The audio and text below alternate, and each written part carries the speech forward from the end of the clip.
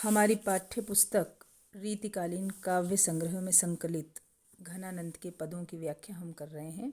उसी क्रम में आगे सुधी करें भूल की सुरति आए जाए, तब सब सुधी भूली को गही मौन को।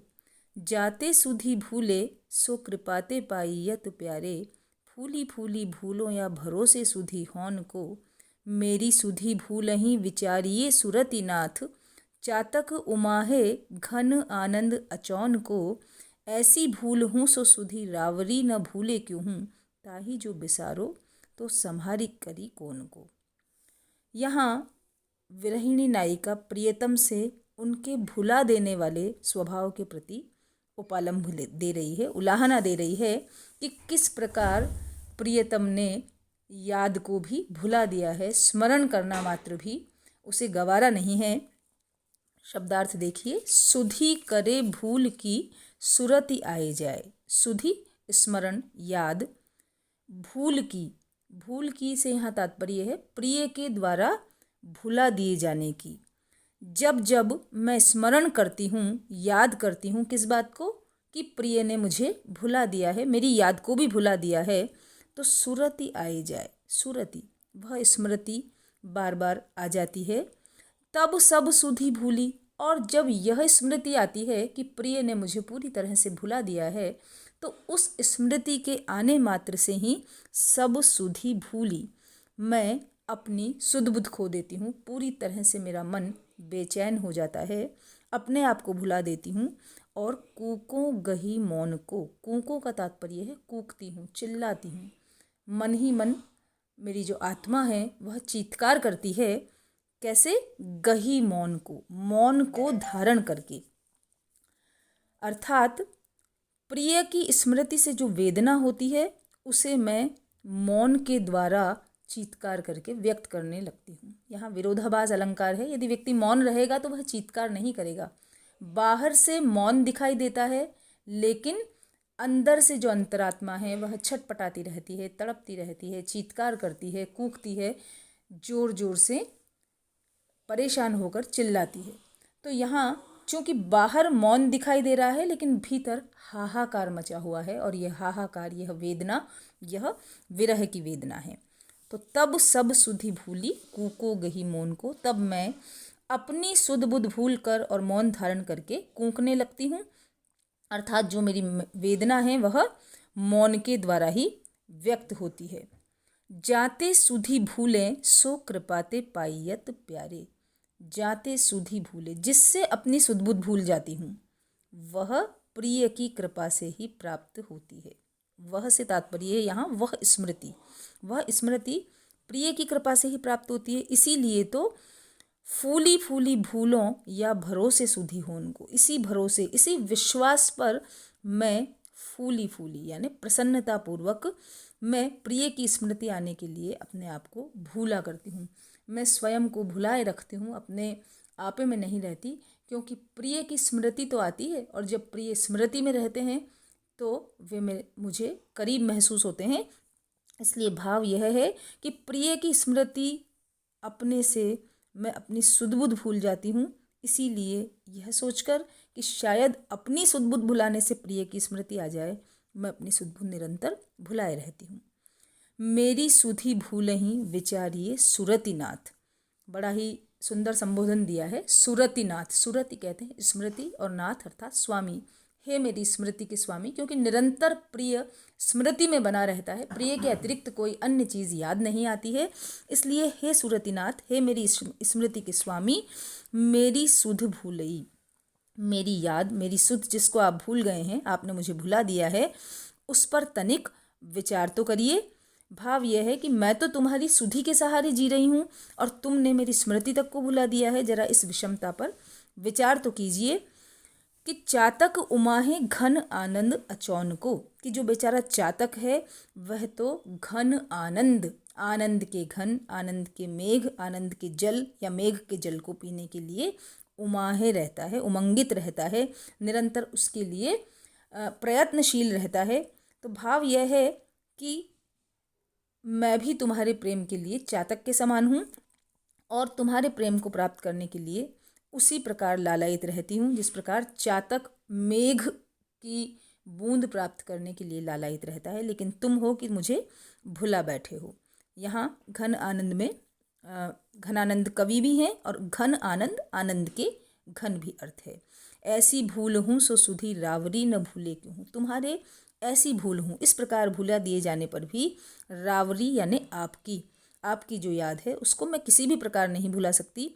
ताही जो विसारो तो संभारो फिरी कौन को, यदि तुम उसी को भुला दोगे, अर्थात जो तुम्हें इतना स्मरण करता है, यदि तुम उसको भी भुला दोगे तो फिर ऐसी कौन सी वस्तु है जिसे तुम स्मरण रखोगे। यहाँ उलाहना है, उपालंब है कि हे प्रिय, इतना स्मरण करने वाली, याद करने वाली जो प्रियतमा है उसको भुला देना उचित नहीं है। मुहावरों का सुंदर प्रयोग हुआ है, सुधि करना, फूले फूले फिरना, और इसी प्रकार को गही मौन को, इस पंक्ति में विरोधाभास अलंकार है। चूंकि यदि मौन है तो चिल्लाहट कैसी, लेकिन मौन होने पर भी चिल्लाना, यही इस विरह की विशेषता है। मौन होने पर भी चीत्कार करना आत्मा का चीत्कार है। फूली फूली में पुनरुक्ति प्रकाश अलंकार है। चातक और घन आनंद में श्लेष है।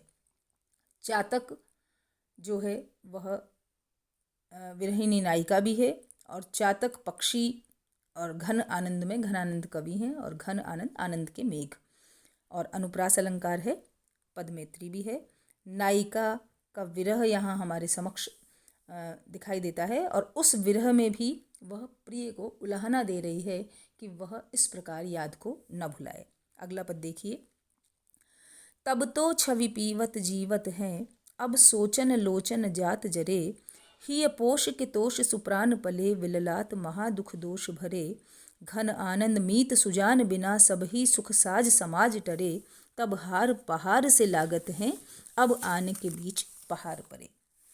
प्रस्तुत पद में कवि संयोग और वियोगकालीन जो परिस्थितियां हैं उनमें तुलना कर रहे हैं। तब तो और अब तो। तब जब प्रिय के साथ संयोग था, और अब जब प्रिय से वियोग हो गया है। तो तब तो छवि पीवत जीवत हैं, मेरे नेत्र तब तो, जब प्रिय से संयोग था तो निरंतर उनकी शोभा का, उनकी सौंदर्य सुधा का पीवत यानी पान करते हुए जीवत हैं, जीवन धारण करते थे, खुश रहते थे। नेत्रों को रूप दर्शन मात्र से ही अत्यंत तृप्ति होती थी, लेकिन अब सोचन लोचन जात जरे, अब जो मेरे नेत्र हैं वे सोचन अनेक विध चिंताओं से ग्रस्त होकर और चिंता की ज्वाला से निरंतर जलते रहते हैं।